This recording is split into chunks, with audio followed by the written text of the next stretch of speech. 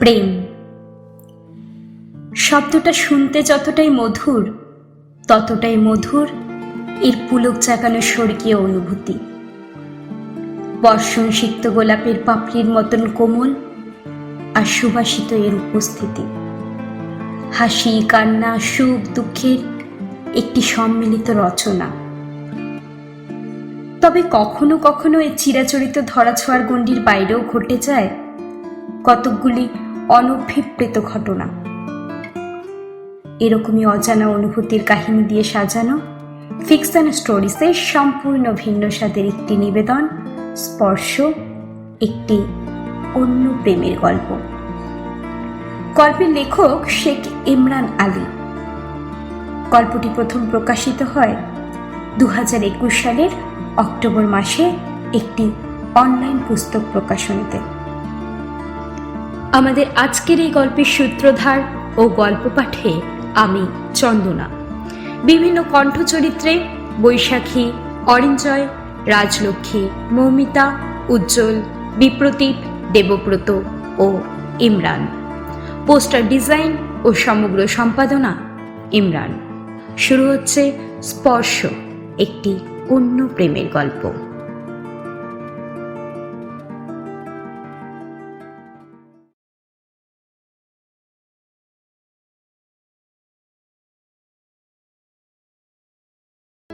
কলেজের প্রথম দিন, প্রাণীবিদ্যার দ্বিতীয় ক্লাস। আগের ক্লাসটা থেকে অনিকেত লক্ষ্য করছে পাশের বেঞ্চের মেয়েটা ওর দিকে মাঝে মাঝেই কিরকম ভাবে যেন তাকাচ্ছে। অনিকেত এসবে খুব একটা অভ্যস্ত নয়। মধ্যবিত্ত কনজারভেটিভ বাবা মায়ের একমাত্র সন্তান অনিকেত। ছোটবেলা থেকে মেধাবী।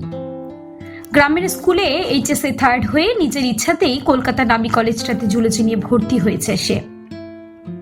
পড়াশোনার বাইরে ফুটবল খেলায় ওর খুব নেশা ছিল এক সময়, তবে পড়াশোনার চাপে সেসব ঘুচে গেছে। আর মেয়েদের ব্যাপারে ও একদমই কাঁচা।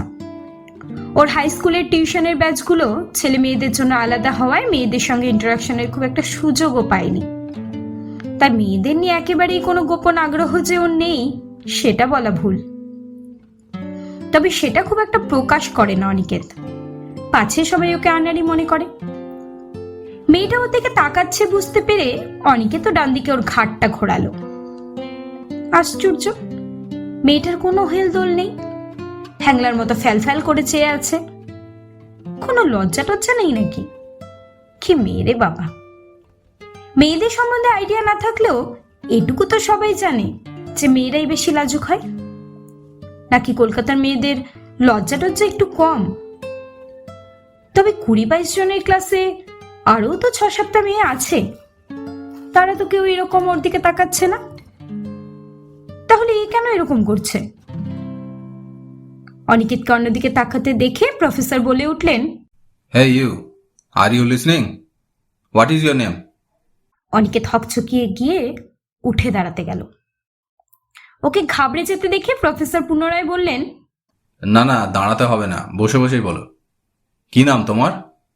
আমতা আমতা করে অনিকেত উত্তর দিল, অনিকেত স্যার, অনিকেত প্রামাণিক। ক্লাসে একটু অ্যাটেন্টিভ হওয়ার চেষ্টা করবে, স্পেশালি আমার ক্লাসে। এদিকে ওদিকে তাকাবে না, okay? And this is not only for Aniket, is for you all, okay class? সকলে মাথা নাড়ল।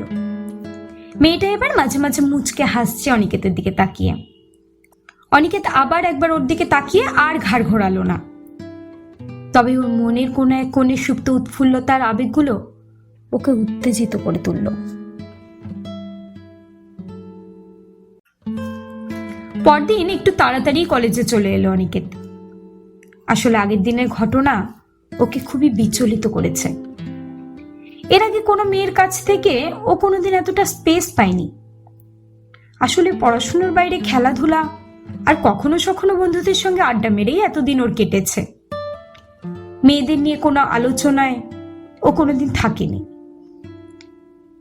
পুজোয় পাশের গ্রামে ঘুরতে গেলেও মেয়েদের থেকে দূরেই থাকতো।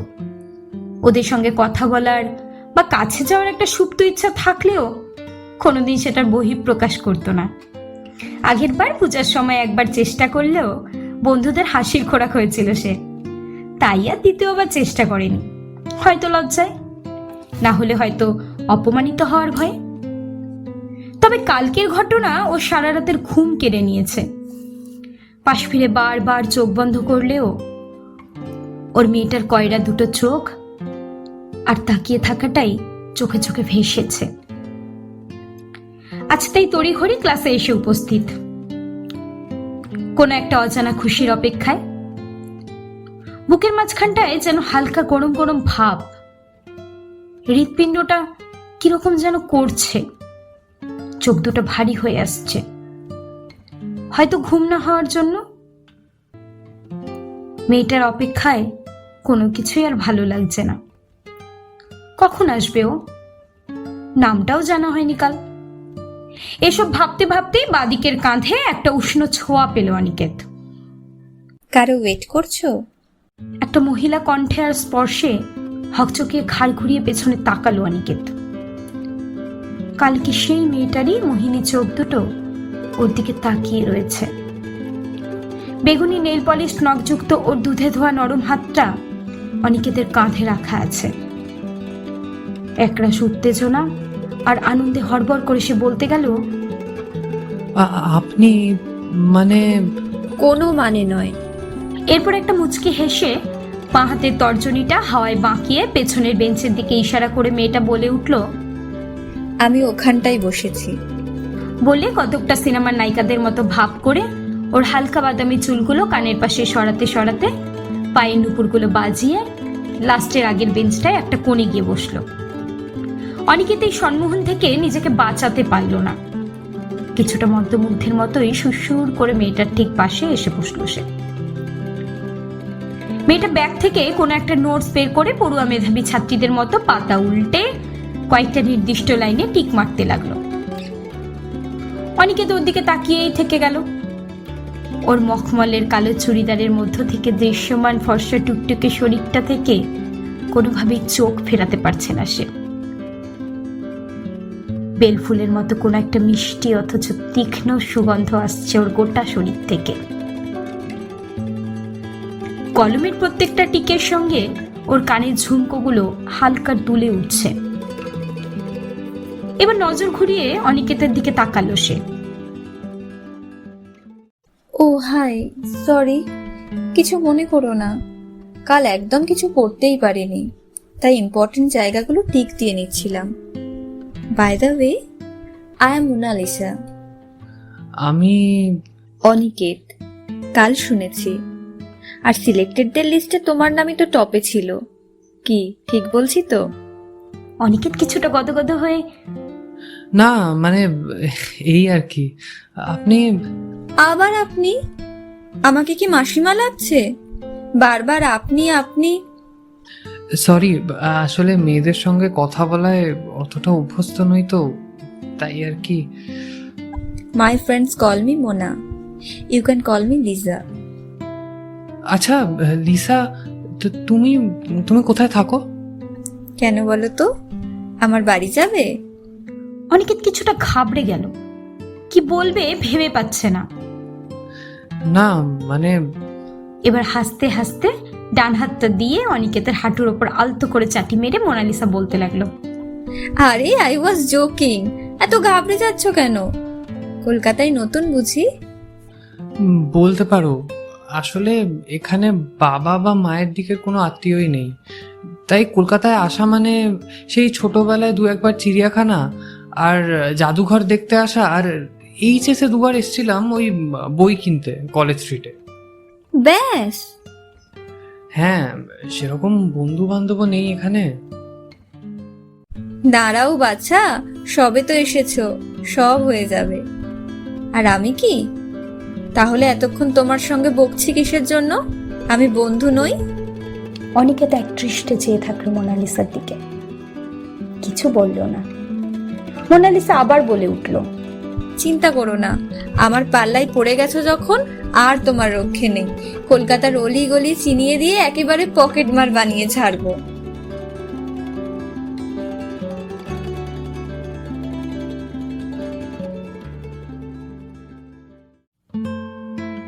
গোটা ক্লাসটায় অনিকেত মোনালিসার দিকে তাকিয়ে ওর কথাগুলোই শুনতে থাকলো। ওর রঙিন আর আকর্ষণীয় সুগন্ধিত ব্যক্তিত্ব অনিকেতকে একটা অজানা নেশায় বিভোর করে দিল।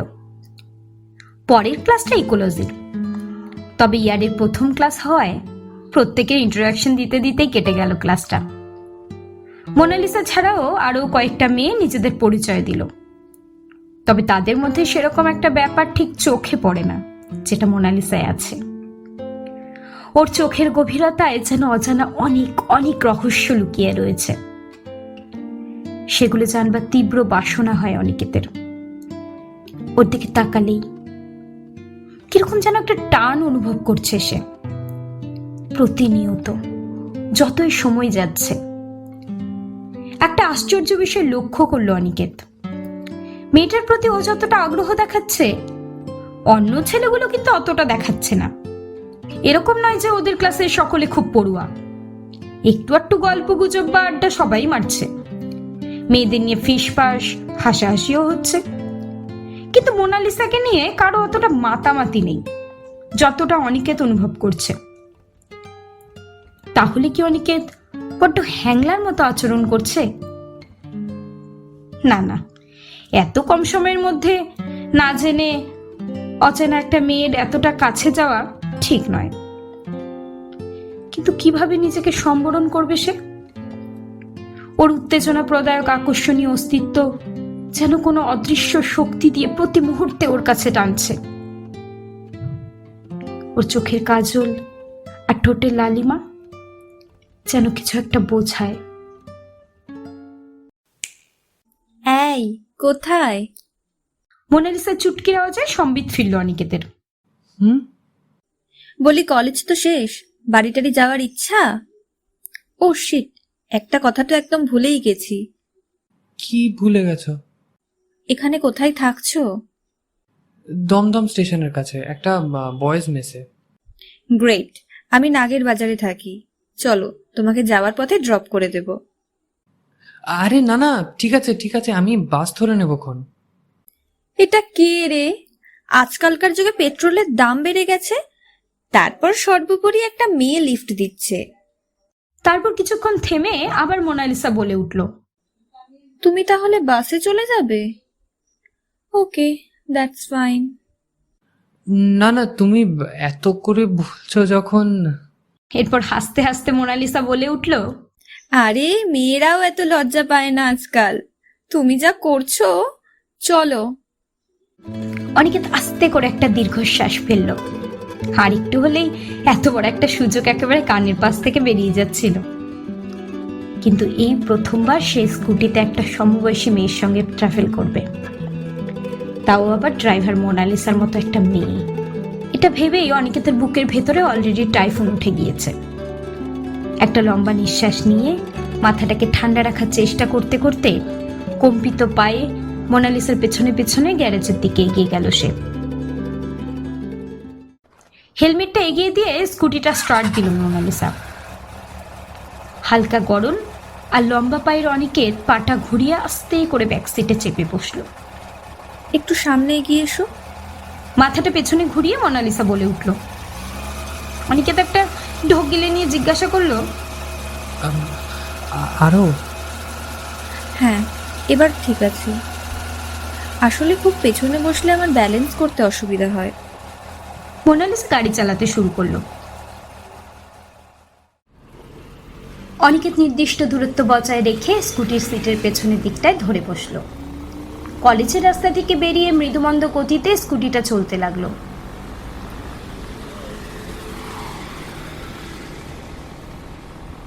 মিনিট 15 হয়নি, স্কুটির হ্যান্ডেলটার ব্যালেন্স হারাতে হারাতে রাস্তার একটা ধারে এসে দাঁড়ালো মোনালিসা।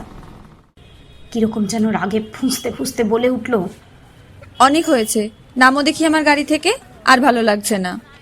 অনিকেত কিছুটা ভয় পেয়ে গেল। লোকজনে গিজগিজে রাস্তাটায় কি শুরু করলো মেয়েটা? এবার নির্ঘাত গণধোলাই টোলাই খাওয়াবে। সকাল থেকেই ওর বাঁচকটা লাফাচ্ছিল, আছে নিশ্চয়ই কপালে মার আছে, কিন্তু এমন কিছুই তো করেনি ও। লিসা এরকম কেন করছে? ভয়ে ভয়ে মুখ খুলল অনিকেত। কি হলো লিসা? আরে এত লজ্জা কিসের তোমার? প্রথমেই তো বললাম ক্লোজ হয়ে বসো, চালাতে অসুবিধা হয়। প্লিজ বলো না আগে কোনো মেয়ের কোমরে বা কাঁধে হাত দিয়ে স্কুটিতে বসোনি? মুখটা নামিয়ে নিয়ে অনিকেত লজ্জিতভাবে উত্তর দিল, না না, বসিনি।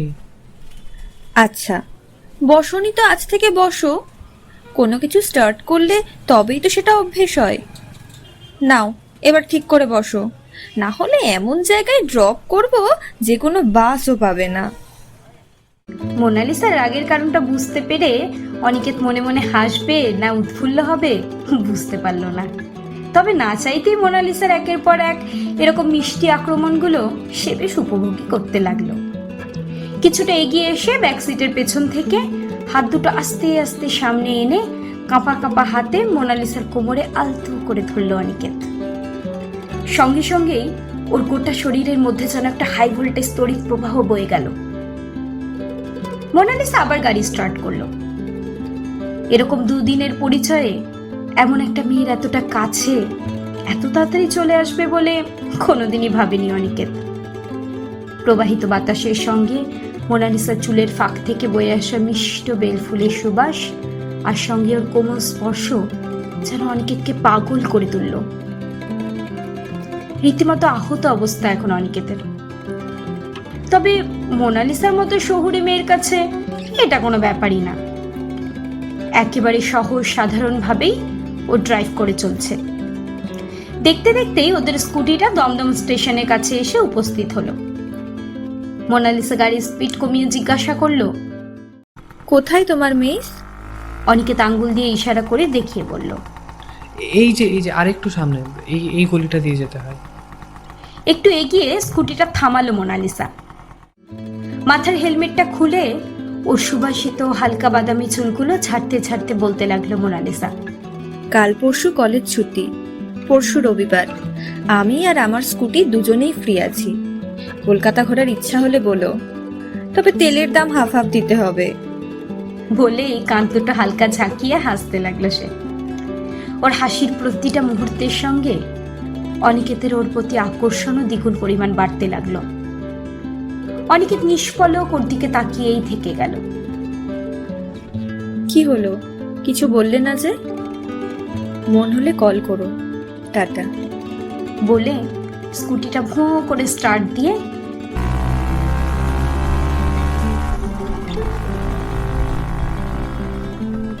চুলগুলো উড়িয়ে চলে গেল মোনালিসা। অনিকেত ওর দিকে তাকিয়েই থেকে গেল।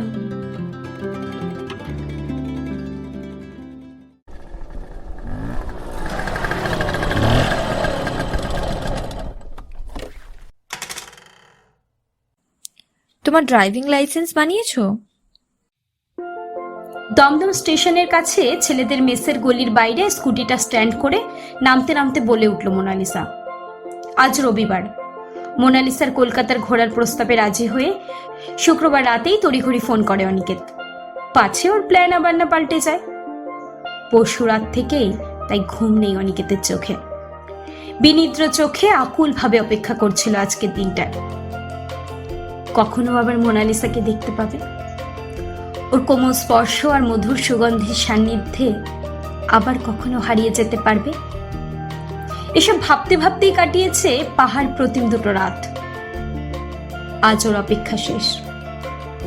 সকাল থেকে স্নান করে নতুন জামা কাপড় পরে রেডি হয়ে নির্দিষ্ট সময়ের আগে থেকেই দাঁড়িয়ে রয়েছে অনিকেত। মোনালিসাকে দেখেই ওর হৃৎপিণ্ড আবার ধরফর করতে লাগলো। আরে এই কি এত ভাবতে থাকো বলো তো? ছেলেটাকে নিয়ে আর পারি না বলে কিছু জিজ্ঞেস করছি তো। অনিকেতের স্বপ্নের রাজ্য থেকে ওর আত্মাটা এক মুহূর্তে কয়েক হাজার কিলোমিটার দূর থেকে বিদ্যুৎ গতিতে শরীরে এসে ঠক করে লাগলো। হ্যাঁ, কি বলছো লিসা? বলছি তোমার কিডিএল আছে, ড্রাইভিং লাইসেন্স আছে? না, লাইসেন্স তো নেই, তবে বাইক চালাতে পারি। আসলে এতটা রাস্তা তো দুজনে অল্টারনেট করে চালালে সুবিধা হবে। ফাঁকা জায়গাগুলি একটু চালিয়ে দিও, তাহলেই হবে। হেলমেটটা বাড়িয়ে দিয়ে স্কুটি স্টার্ট করলো মোনালিসা। স্কুটির পেছনে বসে আস্তে করে দুটো হাত মোনালিসার কোমরে দিয়ে জিজ্ঞাসা করলো অনিকেত, আমরা তাহলে কোথায় কোথায় যাব? একদিনে তো বেশি কোথাও যাওয়া যাবে না, তবে কাছাকাছির মধ্যে সায়েন্স সিটি যাওয়া যায়। আগে গিয়েছো? না, তাহলে সায়েন্স সিটি যাওয়া যাক, চলো। দুপুরের দিকে ওখান থেকে বেরিয়ে কিছু খেয়ে নিয়ে ইকো পার্ক হয়ে বাড়ি। বেস্ট হবে। কি করে বুঝলে বেস্ট হবে? এগুলো আগে গিয়েছো? তুমি বলছো মানে তো বেস্টই হবে। বাটারিং হচ্ছে, তবে ঠিক আছে, একটু আধটু বাটারিং চলতা হ্যায়। বলে মোনালিসা তার চেনা মুচকি হাসিটা দিয়ে স্কুটি চালাতে লাগলো।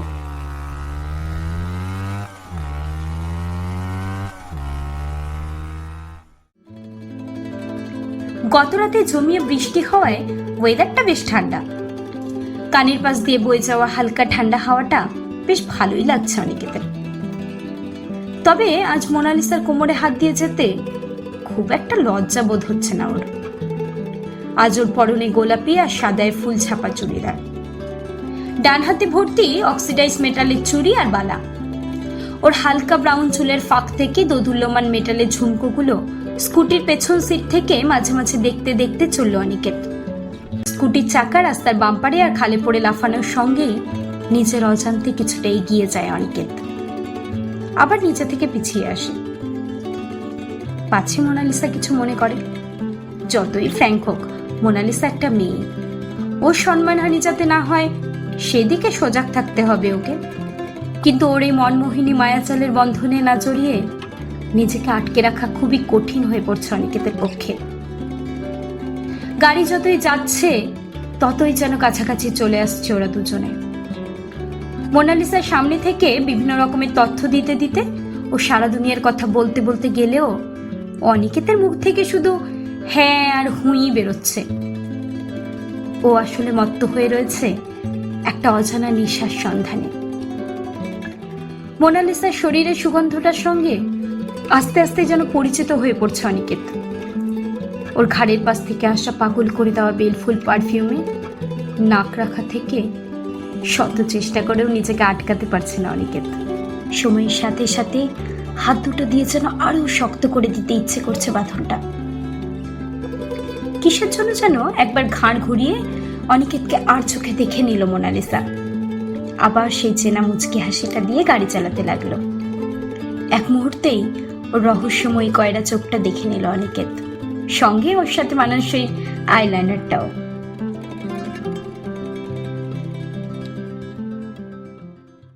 সায়েন্স সিটি ঘুরে আর একটা ফুড কোর্টে খাওয়া দাওয়া করে ওরা নিউ টাউনের মধ্য দিয়ে বিকেলের দিকে ইকো পার্কে এসে উপস্থিত হলো।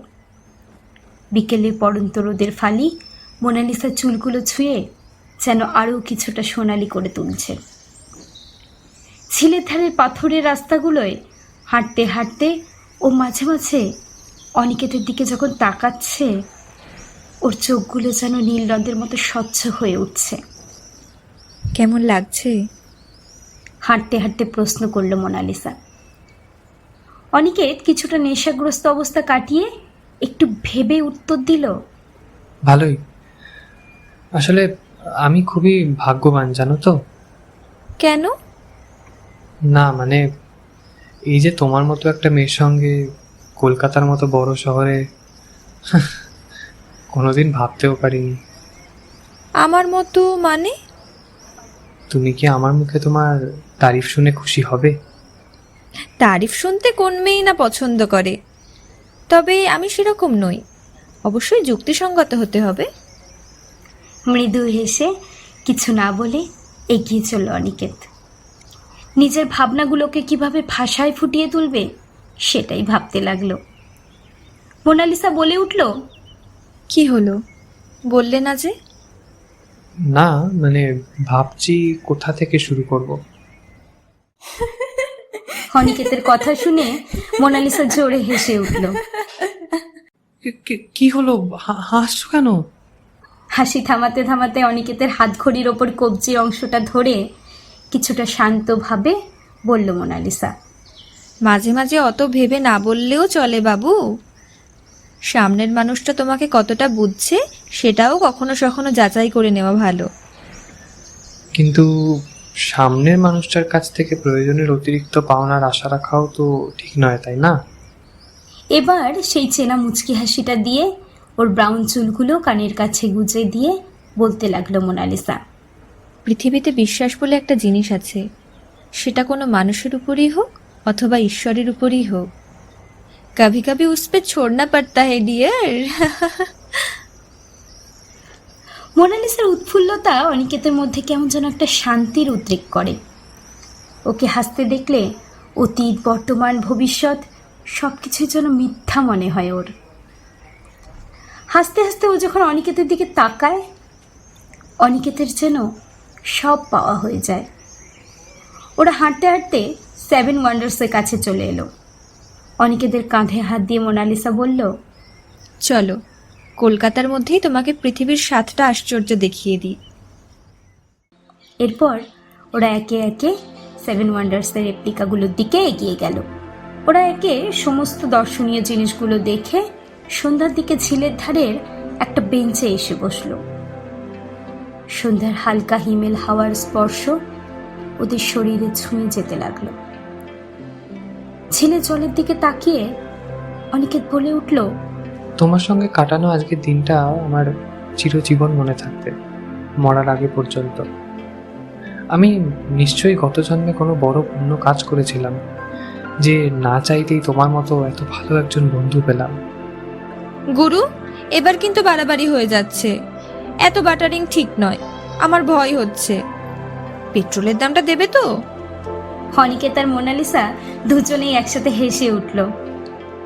হাসির মাঝে মাঝে ওরা একে অপরের দিকে তাকাতে থাকলো। ধীরে ধীরে ওদের হাসির তীব্রতা কমে ক্রমে কোমল হতে লাগলো। ওদের দৃষ্টি একে অপরের দিকে স্থির হয়ে গেল।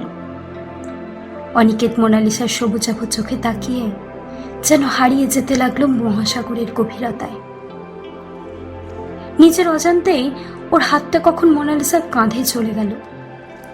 নিজের ঠোঁটের ওপর একটা অচেনা কিন্তু বহুকাঙ্ক্ষিত উষ্ণ স্পর্শ অনুভব করলো অনিকেত।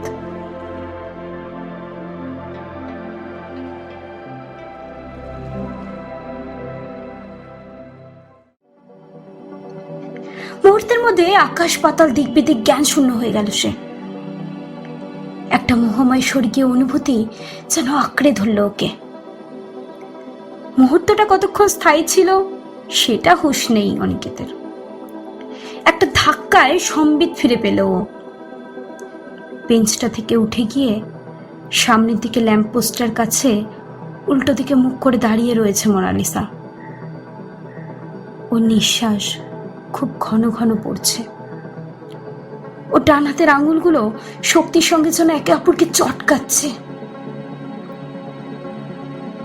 ওকে দেখে মনে হয় তীব্র একটা আলোড়ন আর উত্তেজনা কাজ করছে ওর মধ্যে। অনিকেত মনে মনে বলে উঠল, আমি কি করে ফেললাম? তীব্র একটা অনুশোচনায় তাড়াতাড়ি উঠে গিয়ে মোনালিসার কাছে এগিয়ে গেল সে। কোনো সুযোগ না দিয়ে মোনালিসা বলে উঠল, চলো, এবার ফেরা যাক। পুরো রাস্তাটায় আর কোনো কথা বলল না মোনালিসা। পিছনে বসে অনিকেত হাতটা ওর কোমরে দেওয়ার সাহস দেখাতে পারল না। নির্দিষ্ট দূরত্ব বজায় রেখেই স্কুটির পেছনের হ্যান্ডেলটা ধরেই বসলো। মাঝে দু একবার কিছু একটা বোঝানোর সাহস সঞ্চয় করে বলতে গেলেও মোনালিসা কিরকম যেন একটা পাত্তা না দেওয়ার ভান করে এদিক ওদিক তাকিয়ে সেগুলো কাটিয়ে দিল। যশোহর রোড ধরে স্কুটিটাকে নাগের বাজারের একটা আবাসনের বাইরে এসে দাঁড় করালো মোনালিসা। পরিচিত গলাটা থেকে কিছুটা অন্যরকম ভাবেও বলে উঠল, অনিকেত, এখান থেকে একটু অটো করে নেবে? কিছু মনে করো না, শরীরটা ভালো লাগছে না। অনিকেত কিছু একটা বলতে গিয়েও পারল না। আস্তে করে স্কুটি থেকে নেমে একবার ওর দিকে তাকিয়ে ধীরে ধীরে অটো স্ট্যান্ডের দিকে এগিয়ে গেল।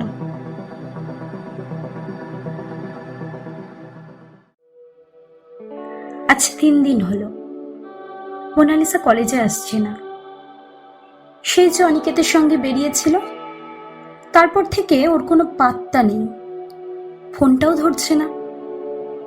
ইকো পার্কে অনিকেত যে কাণ্ডটা করে বসলো, তারপর থেকে বারবার ফোন করার সাহসটাও পাচ্ছে না।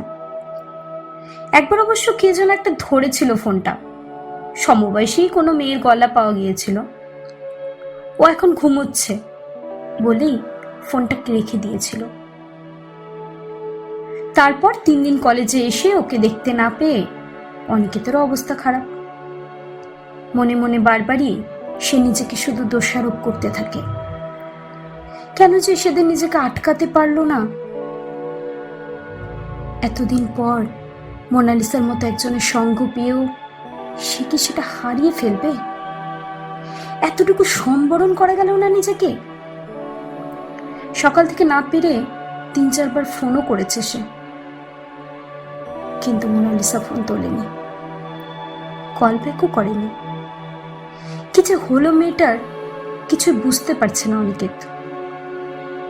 জুলজির সব ক্লাসগুলো একে একে হতে থাকলেও অনিকেতের কাছে সময় যেন থেমে রয়েছে। চোখ দুটো ব্ল্যাকবোর্ডের দিকে তাকিয়ে থাকলেও মস্তিষ্ক শুধু মোনালিসাকেই দেখছে। ওর হালকা বাদামি চুলগুলো আঙুলের ফাঁকে নিয়ে ঘোরানোটা কোনোভাবে ভুলতে পারছে না সে। ওর ঠোঁটের কোণের মন মাতানো সেই মুচকি হাসিটা দেখার জন্য উদ্গ্রীব হয়ে উঠছে অনিকেতের মন। কিন্তু উপায় না, আর পারা যাচ্ছে না।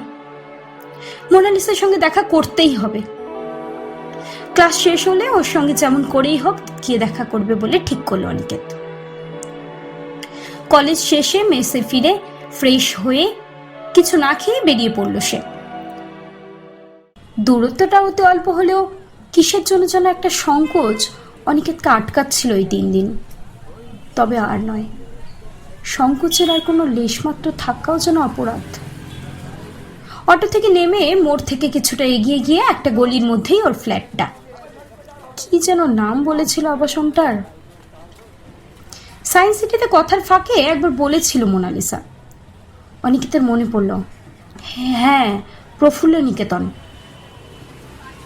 একে ওকে জিজ্ঞেস করে মোনালিসার ফ্ল্যাটটার নিচে এসে দাঁড়ালো সে।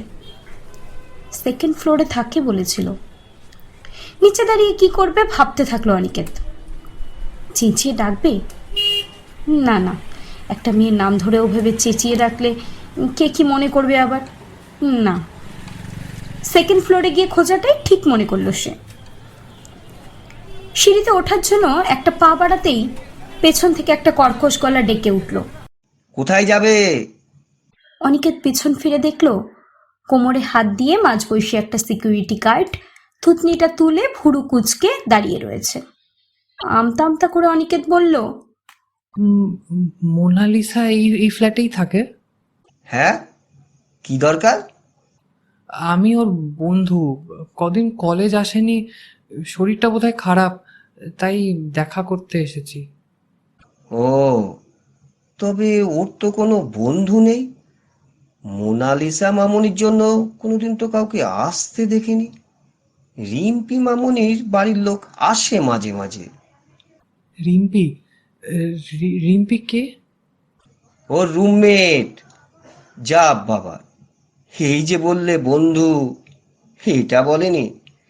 যাই হোক, শোনো বাবু, প্রাইভেট অ্যাপার্টমেন্ট হলেও বেশিরভাগ ফ্ল্যাটে মেয়েরাই এখানে থাকে, তাই যাকে তাকে ছাড়ার অনুমতি নেই। তোমায় দেখে ভদ্রঘরের ছেলে মনে হচ্ছে। রেজিস্টারে একটা সই করে চলে যাও। আর হ্যাঁ, যাওয়ার সময় অবশ্যই আউট করে যাবে। অনিকেত সিকিউরিটি রেজিস্টারে নাম লিখে দিল। গার্ডটা আবার বলে উঠল, এই সিঁড়ি দিয়ে উঠে যাও, 2nd ফ্লোরের ডান দিকের শেষের রুমটা। অনিকেত সিঁড়ি বেয়ে উপরে উঠল।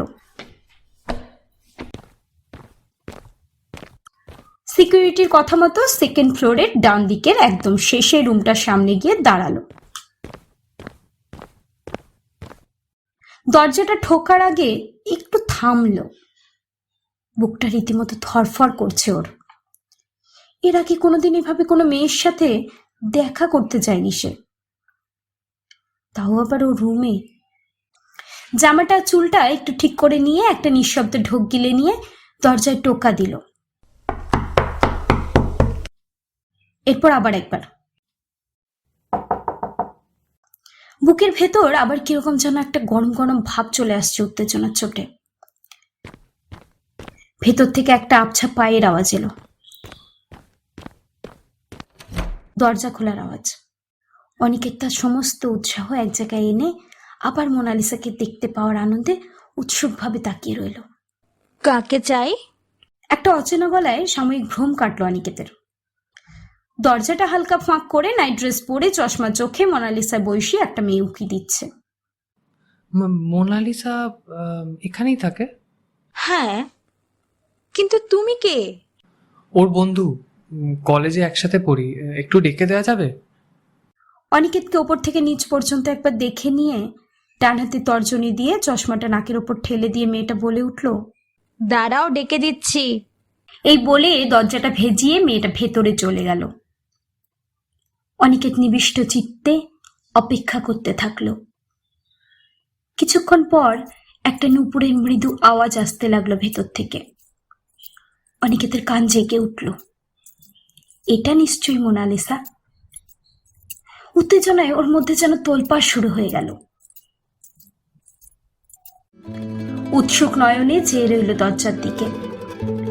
দরজাটা অর্ধেক ফাঁক করে বাইরে বেরিয়ে এলো মোনালিসা। পরনে কালো গোলগলা টি শার্ট, গোলাপি 3 কোয়ার্টার। গায়ের টুকটুকে ফর্সা রংটা যেন কালো জামাটার পাশ থেকে ঠিকরে বেরিয়ে আসতে চাইছে। উস্কো খুস্কো চুলগুলো এলিয়ে পড়ছে কাঁধের এক পাশে। পুরনো হলেও কিছুটা বেলফুলের সুবাস লেগে রয়েছে ওর চুলগুলোয়। মোহময়ী কয়রা চোখ দুটো একবার কোচলে নিয়ে বলে উঠল, হ্যাঁ বলো, কেমন আছো? অনিকেতের উৎসুক চোখ দুটোর মোনালিসাকে দেখার নেশা কাটতে না কাটতেই ওর ভ্রু যুগল কিছুটা কুঁচকে উঠল। কিছুটা খটকা লাগলো। এতদিন পর দেখা হলেও মোনালিসার অভিব্যক্তি ওকে আশ্চর্য করলো। তাহলে কি লিসা একরকম নিশ্চিতই ছিল যে অনিকেত ওকে ঠিক খুঁজে দেখা করতে আসবে? কি হলো? মোনালিসার আওয়াজে সাময়িক ধন্দ কাটিয়ে আমতা আমতা করে অনিকেত বলে উঠল, কেমন আছো লিসা? এখন ভালো আছি, তুমি? মুখগহ্বর থেকে হড়বড় করে বেরিয়ে আসা হাজার হাজার শব্দগুচ্ছকে গলার মধ্যে কোনো এক অদৃশ্য শেকল দিয়ে টেনে ধরে নিয়ন্ত্রণ করার চেষ্টা করল অনিকেত। একটানে বুকের মধ্যে চালান করে দিল। কিছুটা সামলে নিয়ে সে বলে উঠল, হ্যাঁ, ভালো আছি। আসলে আসলে খুব চিন্তা হচ্ছিল তোমার, তাই আর থাকতে পারলাম না, চলে এলাম। এরপর কিছুটা অভিমানী সুরে, এ কদিন ফোন করনি কেন? আমার ফোন ধরোনি। জানি আমি ভুল করেছি, সত্যি বলছি। ওই দিনের পর থেকে এক মুহূর্তও স্থির রাখতে পারিনি নিজেকে, ক্ষমা করতে পারিনি নিজের আত্মাকে। কিন্তু কিন্তু মোনালিসা, বিশ্বাস করো, যেটা হয়েছে সেটা সম্পূর্ণ স্বতঃস্ফূর্তভাবে হয়েছে। এতে আমার আমার আমার নিজস্ব কোনো নিয়ন্ত্রণ ছিল না, ইন্টেনশন ছিল না আমার এরকম কিছু করার। তারপর থেকে তুমি তো কোনো রকম সুযোগই দিলে না ক্ষমা চাওয়ার। প্রত্যেকটা রাত জেগে কাটিয়েছি। বিশ্বাস করো লিসা, আমি সত্যিই লজ্জিত। প্লিজ প্লিজ আমায় ক্ষমা করে দাও। প্লিজ আমায় ক্ষমা করে দিও। মোনালিসা এতক্ষণ ওর ডান হাত দিয়ে মুখটা চেপে দরজায় হেলান দিয়ে চুপ করে অনিকেতের কথাগুলো শুনছিল। শেষের কথাগুলো শোনার পর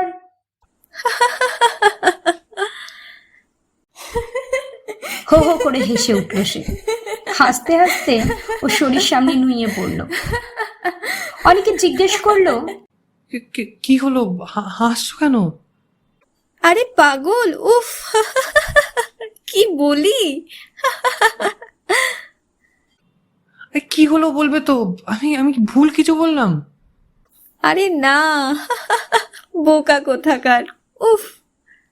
এরপর কিছুটা সামলে নিয়ে মোনালিসা বলতে লাগলো, আরে সেদিনকার কথা কবে ভুলে গেছি। ওসব নিয়ে বেশি চিন্তাও করিনি আর মাইন্ডও করিনি। সেদিন আসলে সত্যিই হঠাৎ করে শরীরটা খারাপ লাগছিল। রুমে ফিরে রাত্রে শুতে যাওয়ার সময় বাড়ি থেকে ফোন আসে, বাবার শরীরটা খারাপ।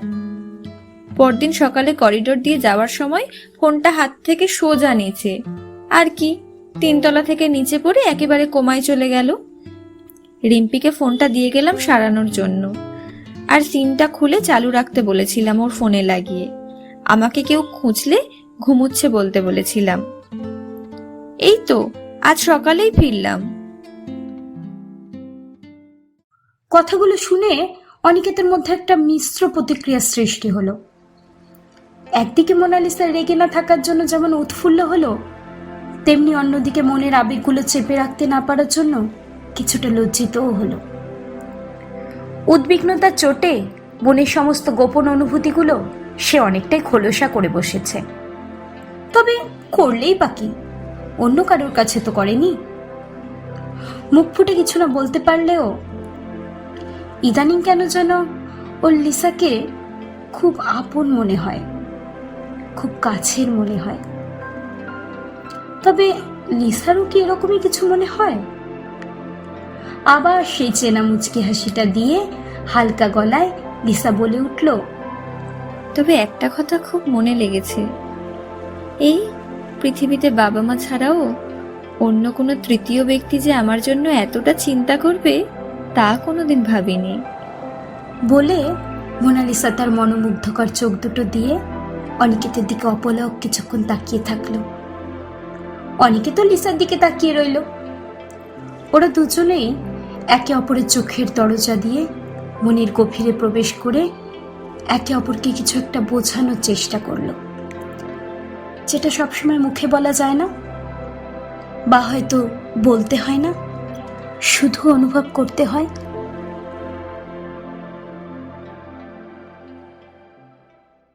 ও ছেলে, হই ছোকরা। সিঁড়ির পাশ থেকে আসা একটা কর্কশ আওয়াজে ওদের সম্বোধন ভঙ্গ হলো। অনিকেত ঘাড় ঘুরিয়ে দেখে নিচে সেই সিকিউরিটি গার্ডটা করিডোর দিয়ে হাঁটতে হাঁটতে আসছে।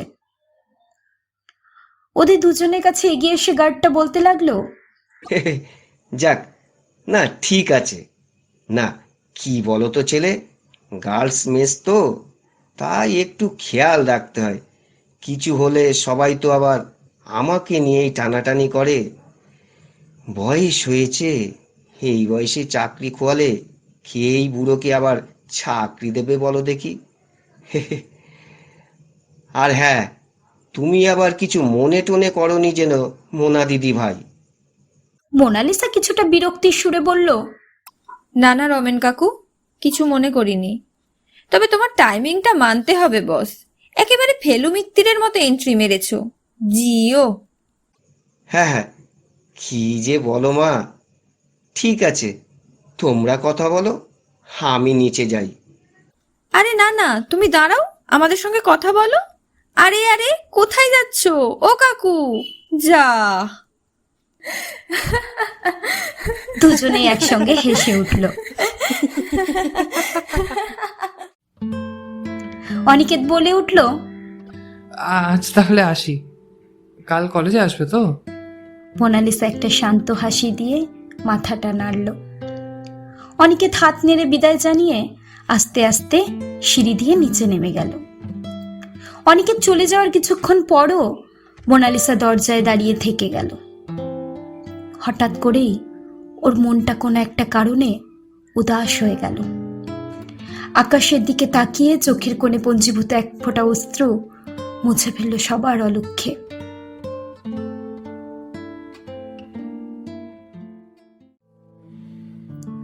দেখতে দেখতে প্রায় 1 মাস কেটে গেছে। অনিকেত আর মোনালিসার অবলা অজানা সম্পর্ক আরো গভীর থেকে গভীরতর হয়েছে। এর মধ্যে অনিকেতকে ওর স্কুটির পেছনে বসিয়ে মোনালিসা প্রায় অর্ধেক কলকাতা চিনিয়ে দিয়েছে। হাতে হাত ধরে হেঁটে একে অপরের চোখের দিকে তাকিয়ে কাটিয়ে দিয়েছে কত সন্ধ্যা। বেঞ্চে পাশাপাশি বসে আলতো স্পর্শে ব্যক্ত করেছে একে অপরের অনুভূতি। প্রেমের মধুর সান্নিধ্য পেয়ে ওরা দুজনেই আপ্লুত।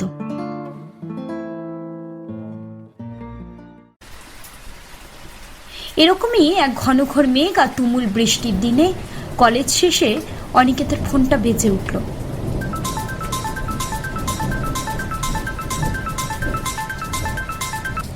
মোনালিসার ফোন। ভারী বৃষ্টির জন্য আজ কলেজে আসেনি মোনালিসা, তাই হড়বড় করে ফোনটা রিসিভ করলো অনিকেত। হ্যাঁ বলো। অনি, এখানে একবার আসতে পারবে? কোথায়? তোমার ওখানে? হ্যাঁ, রিম্পি বাড়ি গেছে, কিছু কথা ছিল তোমার সঙ্গে, আসতে পারবে? প্রথমটায় কিছুটা হক চুকিয়ে গেল অনিকেত। এভাবে এরকম তো কোনোদিন রুমে ডাকিনি লিসা, তাও একলা। একটা একলা মেয়ের রুমে এভাবে যাওয়া কি ঠিক হবে? তবে খুব জরুরি কিছুও তো হতে পারে। বৃষ্টির জন্য কলেজে আসতে পারিনিও, না হলে হয়তো কলেজেই আলোচনা হয়ে যেত। Hello hello. ওপাশ থেকে মোনালিসা ডেকে উঠল। হ্যাঁ লিসা, আসতে পারবো, কিন্তু কি কথা? ফোনে বলা গেলে তো এখনই বলে দিতাম। তুমি এসো, আমি ওয়েট করছি। ফোন কেটে গেল। ফোনটা ও জিন্সের পকেটে গুঁজে নিল অনিকেত। কিন্তু একটা অজানা গুপ্ত উত্তেজনায় ওর বুকটা ধরফর করতে লাগলো। কে জানে কি জন্য ডাকছে মোনালিসা। তবে যে জন্যই ডাকুক, মোনালিসার বদলে অন্য কেউ হলে হয়তো সংকোচের একটা জায়গা থাকতো, কিন্তু এখন ও যে বড্ড আপন। ওরটাকে সাড়া না দেওয়া যে যায় না। অবশ্য ওর কথা শুনে জরুরি কিছু বিষয়ই মনে হলো, আর ওর সম্বন্ধে ভুল বা অবাস্তব কিছু ভাবতেও পারে না অনিকেত। তাই মনটাকে শান্ত করে দোতলার করিডোর থেকে সিঁড়ি দিয়ে নিচে নামতে লাগলো অনিকেত। নিচে বারান্দা থেকে নেমে ছাতাটা ফোটাতে যাচ্ছিল, হঠাৎ বাঁ দিকে দুটো মেয়ের দিকে নজর পড়ল অনিকেতের। নিজেদের মধ্যে গভীরভাবে কোনো একটা বিষয় নিয়ে আলোচনা করছে। একজন ওদেরই ইয়ারের, ওরই সহপাঠী সাগরিকা, আর অন্যজন একটা খুব চেনা মুখ, কোথায় যেন দেখেছে। আরে এ তো ওদেরই গ্রামের পৌশালিনী। আরে দিদি যে, কেমন আছো? তুমি এই কলেজে পড়ো? জানতাম না তো। অনিকেতকে এগিয়ে আসতে দেখে সাগরিকা ওখান থেকে চলে গেল। পৌশালী বলতে লাগলো, হ্যাঁ রে ভাই, এই তো ফাইনাল ইয়ার চলছে। আর কেমন আছিস? আসলে তোর সঙ্গে এতদিন দেখা না হলেও তোর সম্বন্ধে জানতাম। গ্রামে কাকুর সঙ্গে একদিন দেখা হয়েছিল, ওনার কাছ থেকেই জানতে পারি তুই এখানে ভর্তি হয়েছিস। আর সাগরিকা আমার মেশেই থাকে, ওর কাছেই জানতে পারি তুই ওর ক্লাসমেট। যাই হোক, ভালোই হলো তোর সঙ্গে দেখা হয়ে গেল। আমি তোকে কল করতাম। কেন দিদি, কি দরকার বলো? কিছু হয়েছে? না, এখনো কিছু হয়নি, তবে পৌশালী একবার এদিক ওদিক দেখে অনিকেতকে ইশারায় লাইব্রেরির কাজটায় যেতে বলল। অনিকেত কিছু বুঝতে না পেরে ওর কথা মতো লাইব্রেরির কাজটায় অপেক্ষাকৃত ফাঁকা স্থানটায় এসে দাঁড়ালো। পৌশালী বলতে লাগলো, ভাই কিছু মনে করিস না, কিন্তু তোর সম্বন্ধে যেটা শুনলাম তারপর থেকে সামনাসামনি না জিজ্ঞেস করে পারছি না। অ্যাটলিস্ট দিদি হিসাবে আমার এটুকু কর্তব্য বলে আমার মনে হয়। আচ্ছা, কি হয়েছে বলবে তো? পৌশালী আমতা আমতা করে বলে উঠল, না, মানে তোর আর মোনালিসার সম্বন্ধে যেটা শুনেছি সেটা কি সত্যি? অনিকেত কিছুটা লজ্জায় পড়ে গেল। কি বলবে কিছু ভেবে উঠতে পারল না। হাত দুটো কচলাতে কচলাতে এদিক ওদিক তাকাতে লাগলো। না মানে, কি শুনেছো দিদি? ওহ, নাটক করিস না একদম। যেটা জিজ্ঞেস করছি সত্যি সত্যি বল, তোর ভালোর জন্যই বলছি। অনিকেত পৌশালীর দিকে চেনে, কোনো রকম ভনিতাও নিজেও করে না আর পছন্দও করে না, তাই উপায় নেই দেখে আলতো করে মাথাটা নেড়ে কথাটা সত্যতা বুঝিয়ে দিল। সর্বনাশ! আচ্ছা, রুমে টুমে ডেকেছিল কোনোদিন? দিদি, সরি রে, তোকে এসব জিজ্ঞেস করতে আমারও যথেষ্ট খারাপ লাগছে, কিন্তু এ সবই তোর ভালোর জন্য। তোকে সেই ছোটবেলা থেকে দেখছি, কাকু কাকিমা কত কষ্ট করে প্রাণের চেয়েও বেশি ভালোবেসে তোকে মানুষ করেছে বলতো। তোর কোনো খারাপ আমি চাইবো না রে। কেন খারাপ কেন হবে সেটাই তো বুঝতে পারছি না। ওই মেয়েটা ভালো নয়। দিদি কি বলছো? হ্যাঁ, ঠিকই বলছি। তুই হয়তো জানিস না, মোনালিসা বিবাহিত। কথাটা শোনা মাত্র বৃষ্টির মধ্যেই দূরে কোথাও একটা বাজ পড়ার শব্দে কেঁপে গেল চারিদিক। অনিকেত প্রথমটায় কিছুটা হতভম্বের মতো দাঁড়িয়ে রইল, পরক্ষণেই লিসার প্রতি ওর দৃঢ় বিশ্বাস বলে উঠল, হ্যাঁ, কি বলছো? যা বলছি ঠিকই বলছি। ওর আরো অনেক ইতিহাস আছে। আর একটা কঠিন সত্য তো এখনো বলিনি। কঠিন সত্য? হ্যাঁ, চরম সত্য। ও একটা খুনি, একটা মার্ডারার। দিদি, এসব কি বলছো তুমি? আর ওর সম্বন্ধে এত কিছু তুমি কি করে জানলে? এত কিছু জানি কারণ 2 বছর আগে ও আমারও ক্লাসমেট ছিল। অনিকেত নির্বাক হয়ে পৌশালীদির দিকে তাকিয়ে রইল। জানি রে ভাই, তোর পক্ষে একবারে এত কিছু সত্য মেনে নেওয়া বা সহ্য করা খুবই দুষ্কর। কিন্তু আমি যেগুলো বলছি তার মধ্যে এতটুকুও জল মেশানো নেই। আজ থেকে 2 বছর আগে আমার সঙ্গে জুওলজিতে ভর্তি হয় মোনালিসা। প্রথম থেকেই ছটফটে আর মিশুকে স্বভাবের ছিল। কলেজের ছেলেরা তো ওর জন্য পাগল ছিল। কয়েকদিন পর ইয়ারের মাঝামাঝি সময়ে বেশ কিছুদিন ধরে ও অ্যাবসেন্ট হয়ে গেল। পরে জানতে পারলাম সল্টলেকের কোনো একটা ছেলের সঙ্গে ওর বিয়ে হয়েছে। অনিকেত ভ্রু কুঁচকে মুখ তুলে তাকালো। পৌশালী বলে চলল, এরপর ও আর কলেজে আসতো না। মাঝে একবার রাস্তায় দেখাও হয়েছিল, বেশ ভালোই ছিল ওরা। তবে মাসখানেক পর খবর আসে ও নাকি ওর স্বামীকে খুন করে ওখান থেকে পালিয়েছে। পেপারে বেরিয়েছিল খবরটা, পুলিশ হেফাজতেও ছিল দিন কয়েক। কিন্তু কি করে জানি না ওরা কেসটা জিতে যায়, কোর্ট ওকে নির্দোষ বলে ছেড়ে দেয়। শুনেছি ওর বাবার বিশাল সম্পত্তি, অর্থ আর প্রতিপত্তি বলেই হয়তো। অনিকেত আর কিছু না বলে এবার নিচের দিকে তাকিয়ে সোজা হাঁটতে লাগলো। পেছন থেকে পৌশালী ডাকতে থাকলো, ভাই রে অনিকেত, শোন শোন, মন খারাপ করিস না ভাই। জীবনটা অনেক বড়, অনেক মেয়ে আসবে রে, একদম দুঃখ করিস না ভাই রে। একটিবার শোন অনি রে। অনিকেতের কানে কিছু ঢুকলো না। ও সোজা হাঁটতে থাকলো। বারান্দা পেরিয়ে বাগানের মধ্যে দিয়ে হাঁটার সময় বৃষ্টির তীক্ষ্ণ ধারা ও শরীরে যেন লক্ষ লক্ষ তীর গেঁথে দিতে থাকলো। ওর হাত থেকে ছাতাটা নিচে পড়ে গেল।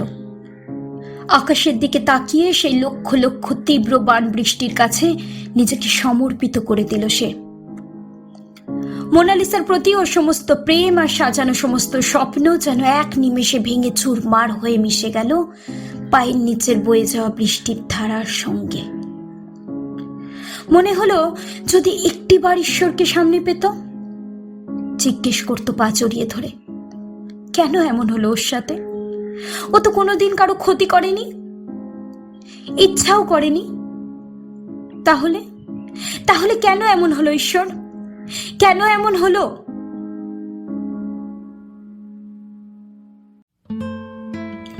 অনেক কষ্টে নিজের মনকে রাজি করিয়েছে মোনালিসা। না, আর নয়, আজই সবকিছু বলে দেবে অনিকেতকে। আর কোনো ধোঁয়াশা রাখবে না ওদের সম্পর্কে। মনের মানুষ হারানোর গোপন ভয়ে লুকিয়ে রাখা জীবনের সমস্ত না বলা কথাগুলো আজ অনিকেতকে বলেই দেবে। ব্যক্ত করবে অন্তরের গভীর কুঠুরিতে লুকিয়ে রাখা সমস্ত অব্যক্ত রহস্য। বৃষ্টির জন্য কলেজে না বেরিয়ে তারপর থেকে সমস্তই ভেবে যাচ্ছিল মোনালিসা। শেষমেশ অনিকেতকে ওর ঘরে আসতে বলেই দিল সে। তারপর থেকেই নিজেকে কিভাবে তৈরি করবে সেসব নিয়ে রীতিমতো ব্যস্ত হয়ে পড়ল। কোন ড্রেসটা পরবে, চুল কিভাবে আঁচড়াবে, কোন পারফিউম ব্যবহার করবে, এসব নিয়ে খুঁতখুত করতে লাগলো মোনালিসা। ওর রুমে অবশ্য আজও একা, তাই বুকটা মৃদু দুরু দুরুও করতে লাগলো ওর। তবে অনিকেতের মতো একজন সাদাসিধে ভালো ছেলের জন্য উল্টোপাল্টা ভাবা উচিত না। অবশ্য সীমা লঙ্ঘন করলেই বাকি। অনিতা এখন আর পর নয়, ও এখন অনেক কাছের, পরম আপন। ওর জন্যই তো এত সাজ। এইসব সাজপাজ ভাবতে ভাবতেই তৈরি হয়ে নিল মোনালিসা। একটা ঘন নীল রঙের সালোয়ার কামিজ, সঙ্গে মানানসই অলংকার আর সুগন্ধি দিয়ে সাজিয়ে নিল নিজেকে। ব্যালকনির কাছের জানলাটায় একটা চেয়ার নিয়ে অনিকেতের জন্য প্রতীক্ষা করতে লাগলো। বৃষ্টি পড়ছে, জল হাওয়ার প্রতিটা ঝাপটে ওর বুকটা কেঁপে কেঁপে উঠছে। জলের প্রতিটা ফোঁটা শব্দের সঙ্গে ওর উদ্বিগ্নতাটাও যেন বেড়ে উঠছে। কখন আসবে সে? কখন তাকে মন খুলে বলবে সব কথা?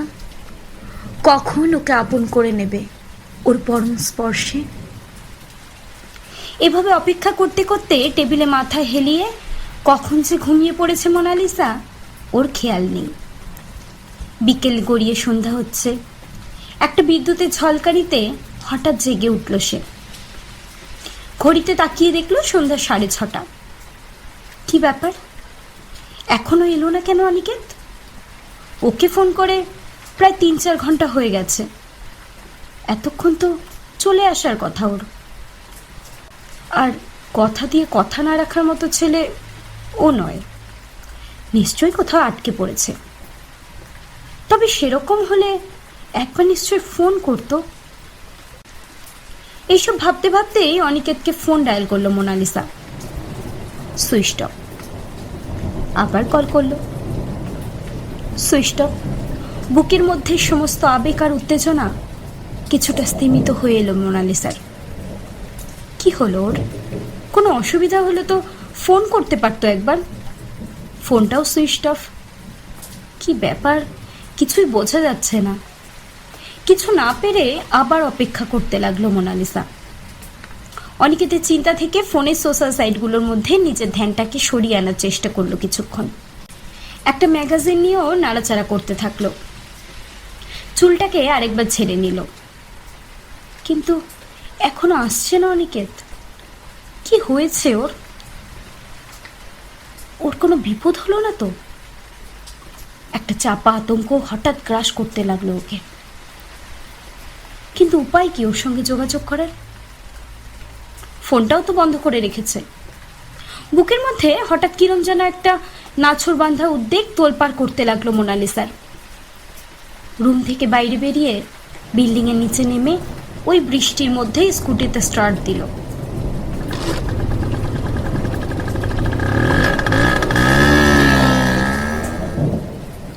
দমদম স্টেশনের কাছের বয়েজ মেসটা ওখান থেকে একদম কাছে, তাই গিয়ে একবার দেখা যেতেই পারে। নাগের বাজার থেকে এক নিঃশ্বাসে স্টেশনের কাছে সে গলিটার কাছে এসে স্কুটিটা দাঁড় করালো মোনালিসা।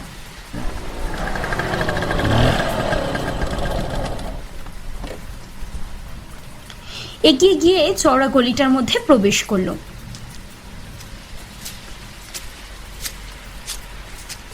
কিছুটা দূরেই ওদের মেসটা। মেসের বাইরে গিয়ে দাঁড়িয়ে কলিং বেল টিপল। কিছুক্ষণ পর ওদের কলেজেরই এক দাদা দরজা খুলল। মোনালিসাকে দেখে কিছুটা অপ্রস্তুত হয়েই সে বলে উঠল, হ্যাঁ বলুন, কি দরকার?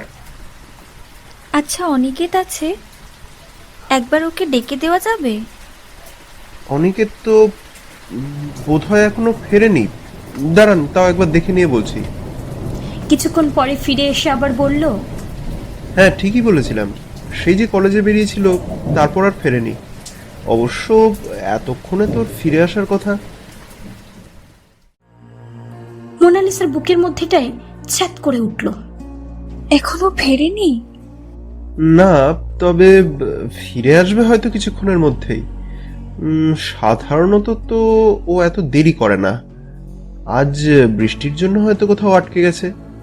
তবে খুব দরকার থাকলে একবার মনে হয় ফোন করে নিন। ওর ফোনটা বন্ধ যাচ্ছে। আচ্ছা ঠিক আছে। বলে গলিটা থেকে বাইরে বেরিয়ে এলো মোনালিসা। স্কুটিটার কাছে দাঁড়িয়ে কি করবে ভাবছিল।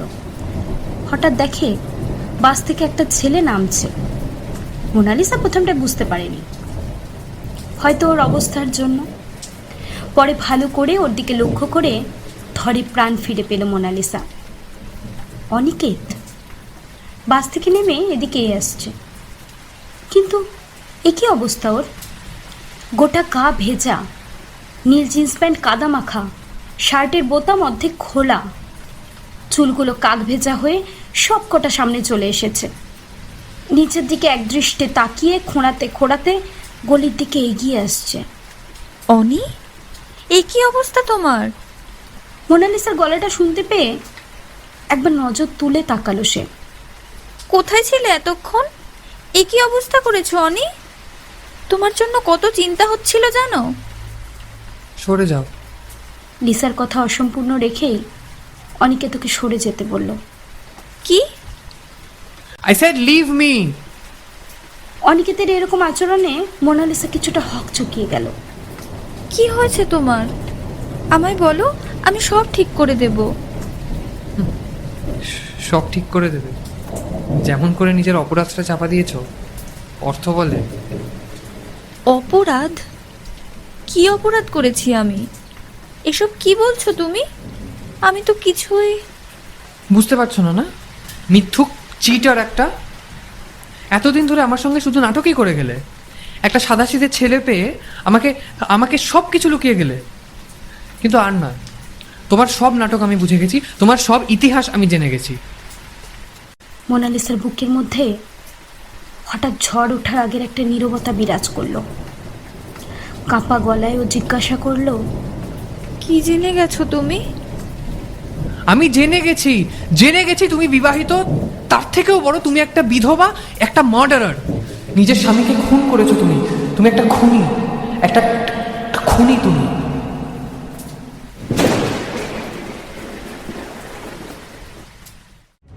অনিকেতের শেষের কথাগুলো মোনালিসার কানে প্রতিধ্বনিত হতে লাগলো। ওর বুকের মধ্যে একটা ঝড় উঠে রীতিমতো তোলপাড় শুরু করে দিল। ওর জীবনের একটা কালো অধ্যায় আবার ওকে মনে করিয়ে দিল অনিকেত। বুকের মধ্যে একটা চাপা দাবানল হুঙ্কার ছেড়ে বাইরে বেরিয়ে আসতে চাইল। দু চোখ ফেটে অশ্রুর প্লাবন বইতে লাগলো দুগাল বেয়ে। আশেপাশে দেখে নিজেকে সাময়িকভাবে সামলে নিয়ে মোনালিসা আবার বলে উঠল, অনি, অনি, আমি অপরাধী নই অনি। এগুলো সবই বলতাম তোমায়, আজই বলতাম সব কিছু। সেজন্যই তো আজ... থাক, আমি আর কিছু শুনতে চাই না। তুমি চলে যাও। তুমি চলে যাও। লক্ষ্মীটি অনি, একবার আমার কথাটা শুনে নাও। আমি খুনি নই অনি, একটিবার আমার কথাটা... কোনো কথা শুনতে চাই না তোমার। মিথ্যুক কথাকার। তুমি আমার মনটা নিয়ে খেলেছো জানি না, আর কত ছেলের সঙ্গে তুমি এরকম করেছো। তোমার কোনো কথায় বিশ্বাস নেই আমার। চলে যাও এখান থেকে, চলে যাও এখান থেকে।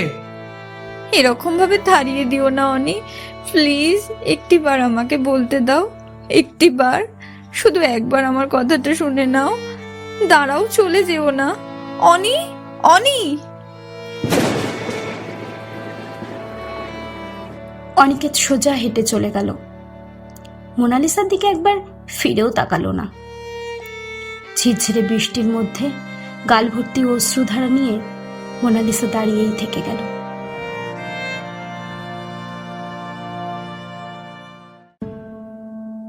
পরদিন সকালে একটু বেলা করেই ঘুম ভাঙলো অনিকেতের।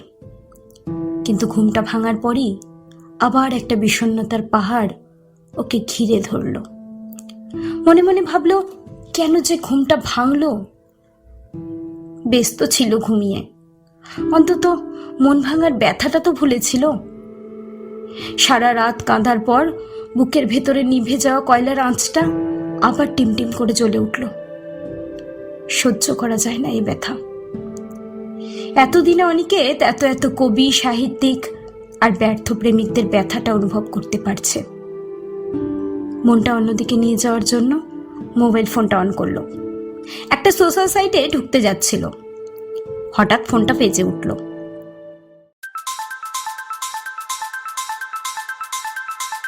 Unknown number. হতে পারে মোনালিসা অন্য কারো ফোন থেকে ফোন করছে।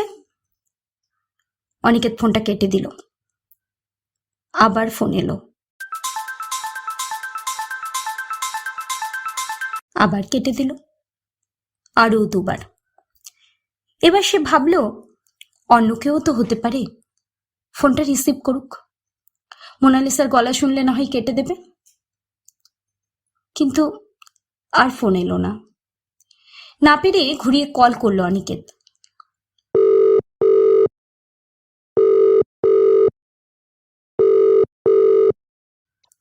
ওপার থেকে একটা চেনা মেয়ের গলা এলো। হ্যালো। হ্যাঁ, কে? আমার নাম্বারে বারবার কল করছেন কেন? ও হ্যালো অনিকেত, ফোনটা তো ধরবে একবার, এদিকে কত বড় কেস হয়ে গেছে। কে বলছো তুমি? আমি রিম্পি বলছি। মোনালিসা কাল রাতে সুইসাইড অ্যাটেম্প্ট করেছে, হাতের শিরা কেটে নিয়েছে। কি? বিছানা ছেড়ে এক লাফে উঠে গেল অনিকেত। রিম্পির কথাটা শুনে ওর বুকটা উত্তেজনা আর ভয়ে ধরফর করতে লাগলো। হ্যাঁ, ভাগ্য ভালো ছিল যে আমি আজকের বদলে কাল রাতে রুমে ফিরে গিয়ে দেখি গোটা বিছানা রক্তে ভরা। মোনালিসা অজ্ঞান হয়ে পড়ে আছে। রমেন কাকু আর মেশের মেয়েরা সকলে মিলে ওকে কাল রাতে হলদিরামের হসপিটালে নিয়ে আসে। কাল থেকে সবাই কত ফোন করছি তোমায় জানো? কি বলছো রিম্পি? কি বলছো? হে ভগবান, আমি কি করলাম? ওর অবস্থা আপাতত স্থিতিশীল, ডোন্ট ওয়ারি। আমাদের মধ্যেই একজনের সঙ্গে ওর ব্লাড গ্রুপ ম্যাচ করে যায়। অনেক রক্ত বেরিয়ে গেছিল। এখন কেমন আছে ও? ঠিক আছে, তবে জ্ঞান ফেরেনি। তুমি তাড়াতাড়ি এখানে চলে এসো। ফোন কেটে গেল। অনিকেত তাড়াতাড়ি রেডি হয়ে হসপিটালের পথে এগুলো। হসপিটালে বাইরে পৌঁছতেই রিম্পিকে দেখতে পেল অনিকেত। বয়স্ক সম্ভ্রান্ত কোনো এক চিন্তাগ্রস্ত ভদ্রলোকের সঙ্গে কথা বলছে সে। পাশে এক মহিলা, হতে পারে মোনালিসার বাবা মা। অনিকেতকে দেখতেই রিম্পি ওকে মোনালিসার কেবিনের কাছে নিয়ে গেল।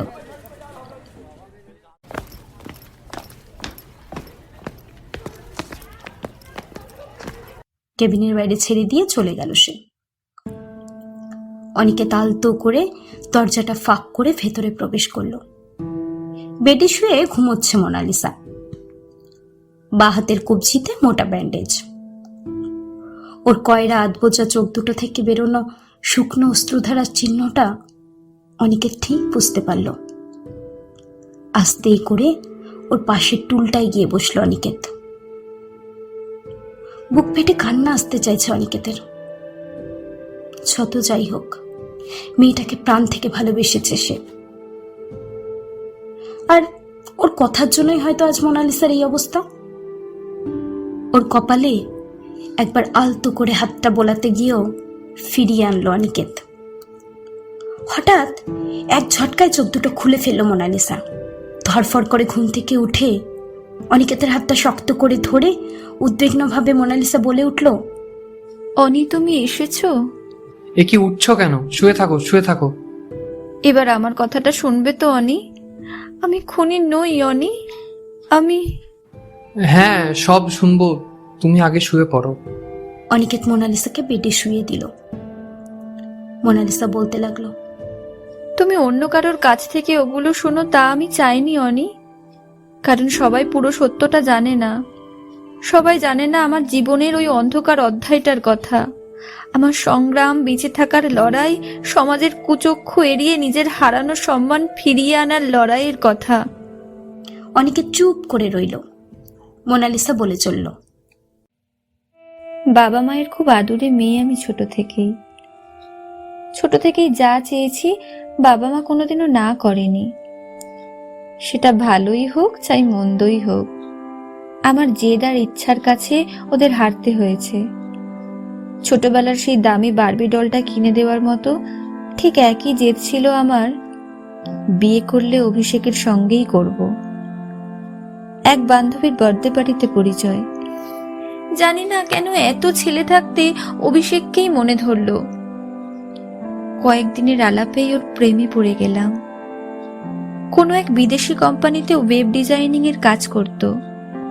তবে মাস দুয়েক পরেই নাকি ওকে আমেরিকা চলে যেতে হবে। তাই যাওয়ার আগে ও আমাকে বিয়ে করে ওর সল্ট লেকের বাড়িতে কদিন কাটিয়ে তারপরই নাকি যেত। সেই মতো আমিও বাড়িতে কথা বললাম। প্রথমটাই বাবা মা কেউ রাজি হয়নি, কিন্তু একমাত্র মেয়ের আবদার, কি আর করবে। দিতে হলো বিয়ে ওই শয়তানটার সঙ্গে। তারপর? বিয়ের প্রথম মাসটা তো বেশ ভালোই কাটলো, কিন্তু এরপরই আস্তে আস্তে ওর মুখোশ খুলে আসল রূপটা বাইরে বেরিয়ে আসতে লাগলো। ছবি তুলতে খুব ভালোবাসতো অভিষেক। দামি দামি কতগুলো ক্যামেরাও ছিল ওর কাছে। জিজ্ঞেস করলে বলতো শখে কেনা। প্রায় সময় বিভিন্নভাবে ছবি তুলতো আমাকে নিয়ে। শপিং মলে গিয়ে নতুন নতুন ড্রেসও কিনে দিত। তাদের মধ্যে কিছু কিছু এমন থাকতো যেগুলো পরে আমাদের দেশে লোক সমক্ষে বেরোনো যায় না, তবুও ওর খুশির জন্য আমি পড়তাম। এরপর ওর বাড়াবাড়ি ক্রমে আরো বাড়তে থাকে। ভিডিও অন করে আমাদের ইন্টিমেট মোমেন্টের ছবি তুলতে থাকে। বাধা দিলে এমন একটা ইমোশনাল সিচুয়েশন ক্রিয়েট করতো যে শেষ পর্যন্ত আমাকে ওর কথা মানতে হতো। অনিকেতের চোখে অনুশোচনার একটা ছায়া ভেসে উঠল। কিছুটা হলেও হয়তো অনিকেত এবার আসল ঘটনাগুলো আন্দাজ করতে পারছিল। মোনালিসা বলে চলল, এরপর এরকমই একদিন ওর কোনো এক কোম্পানির প্রজেক্টের জন্য নাকি ভিডিও শুটের দরকার হয়ে ওঠে। আমাকে কতগুলো ড্রেস এনে দিয়ে পরিয়ে ব্যালকনিতে নিয়ে গিয়ে শ্যুট করতে থাকে। কিছুক্ষণ পর ওর একটা ফোন আসে। অন্য ঘরে গিয়েও কথা বলতে থাকে। টাইম পাস করার জন্য এদিক ওদিক করতে করতে ওর ল্যাপটপে আমার চোখ পড়ে। একটা নতুন মেল এসেছে। এর আগে কোনোদিন ওর ল্যাপটপে হাত দিইনি, কিন্তু সেদিন ভাগ্যক্রমে হাত দিই। মেলটা খুলি, কিন্তু ওটা খোলার পরই আমার গোটা পৃথিবীটা ওলটপালট হয়ে যায়। মেলটা এসেছিল আমেরিকার একটা বিখ্যাত পর্ন কোম্পানি থেকে। অ্যাটাচমেন্টের সিলেক্টেড ভিডিওগুলো খুলতেই বেরিয়ে আসে আমার আর অভিষেকের অন্তরঙ্গ মুহূর্তের দৃশ্য।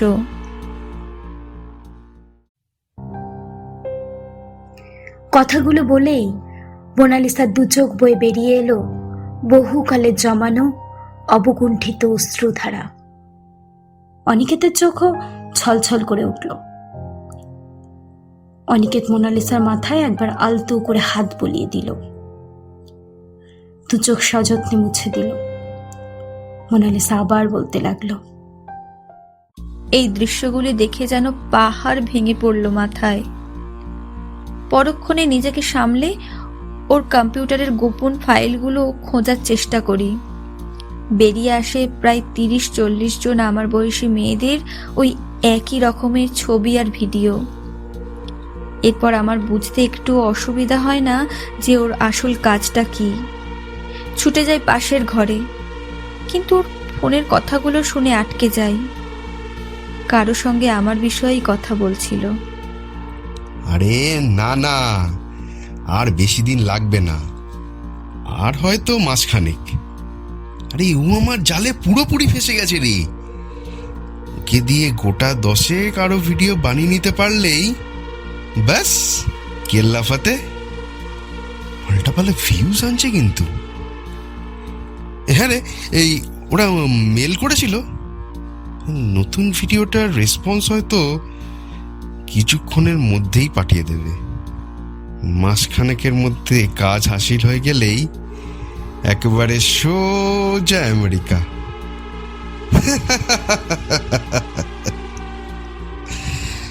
মোনালিসা সত্যি আমাদের রাজা বানিয়ে দিল রে, রাজা বানিয়ে দিল।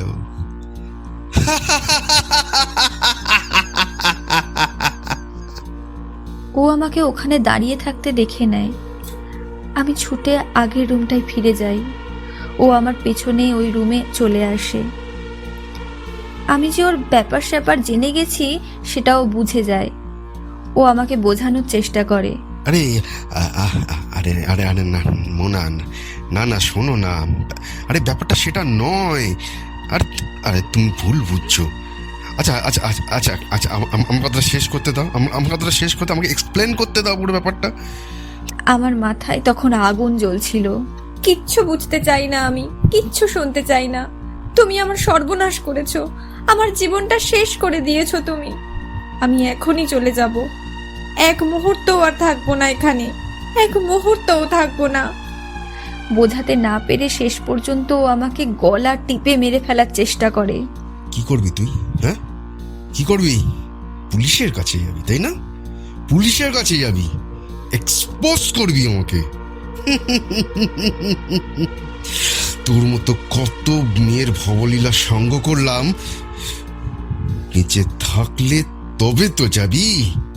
ধাক্কা দিতে দিতে ও আমাকে ব্যালকনিটায় নিয়ে চলে আসে। আজ তোকে গলা টিপে শেষ করে দেবো। ভাগ্যক্রমে আমার হাতের কাছে একটা ফুলের টব পেয়ে যাই। ওটাই ওর মাথায় মেরে সাময়িকভাবে নিজেকে বাঁচাই।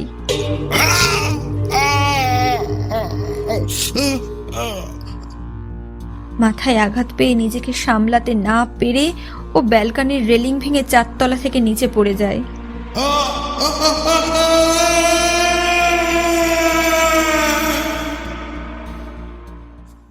আর পড়ার সঙ্গে সঙ্গেই ওর মৃত্যু হয়।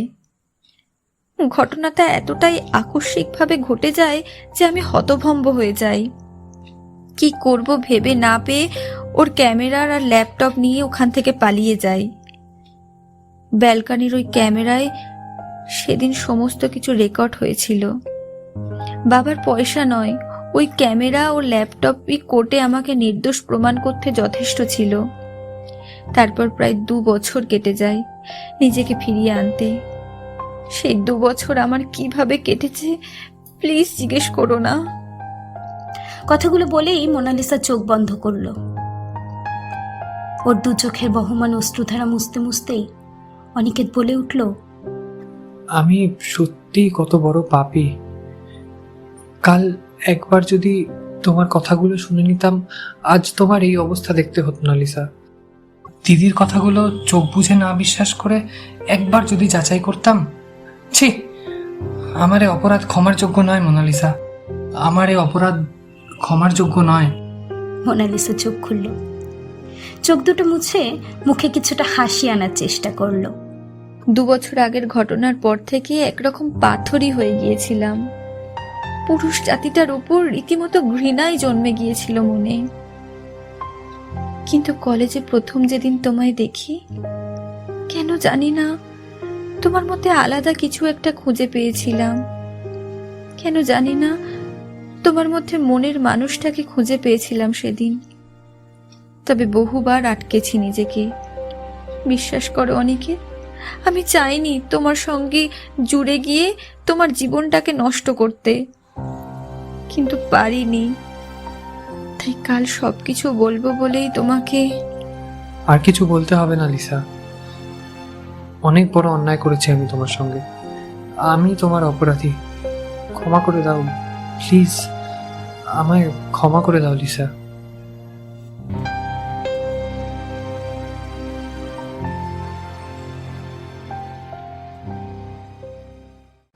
মোনালিসা তার ট্রেডমার্ক মুচকি হাসিটা দিয়ে বলে উঠল, পাগল কোথাকার, তোমার পাগলামি এবার বন্ধ করো দেখি।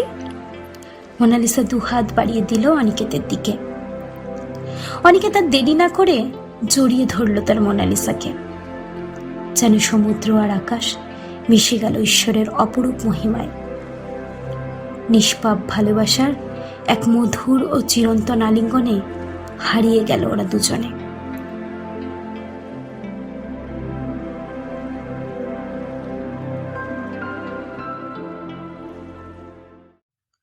অনিকেত হঠাৎ বলে উঠল, কিন্তু একটা ব্যাপার খুব কঠিন হয়ে যাবে এবার থেকে। কোন ব্যাপার? না, প্রফেসর নেক্সট টাইম যখন অ্যাটেন্টিভ হতে বলবেন তখন কি করব? কেন? না মানে, তুমি আমার পাশে বসলে ক্লাসে অ্যাটেন্টিভ কি করে হব সেটাই তো মাথায় ঢুকছে না।